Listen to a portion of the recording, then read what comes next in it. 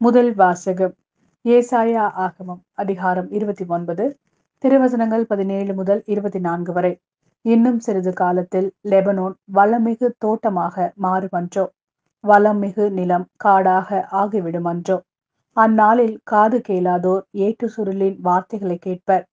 பார்வையற்றோரின் கண்கள் காரிருளிலிருந்தும் மயிருளிலிருந்தும் விடுதலையாகி பார்வை பெறும். ஒடுக்கப்பட்டோர் மீண்டும் ஆண்டவரில் மகிழ்ச்சி பெறுவர். மானிடரில் வறியவர் இஸ்ரேலின் தூயவரில் அகமகிழ்வர். கொடியோர் இல்லாதொழிவர், இகழ்வோர் இல்லாமற் போவர். தீமையில் நாட்டம் கொள்வோர் அழிந்து போவர். அவர்கள் ஒருவர் மேல் பொய்க்குற்றம் சாட்டி நீதிமன்றத்தில் தீர்ப்பு வழங்குவோரை இடர செய்கின்றனர். பொய் புனைந்து நேர்மையாளரின் வழக்கை புரட்டுகின்றனர். ஆதலால் ஆபிரகாமை மீட்ட ஆண்டவர் யாக்கோப்பு வீட்டாரை பற்றி கூறுவது: இனி யாக்கோப்பு மானக்கேடு அடைவதில்லை, அவன் முகம் இனி வெளிரி போவதுமில்லை. அவன் பிள்ளைகள் என் பெயரை தூயதென போற்றுவர்.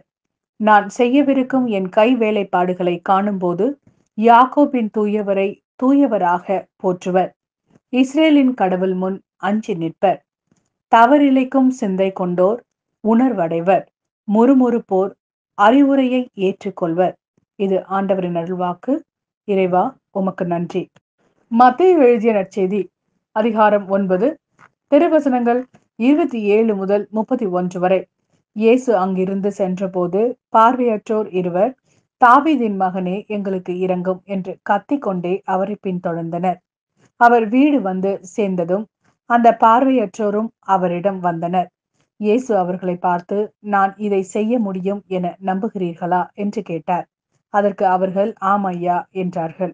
பின்பு அவர் அவர்களின் கண்களை தொட்டு, நீங்கள் நம்பியபடியே உங்களுக்கு நிகழட்டும் என்றார். உடனே அவர்களின் கண்கள் திறந்தன.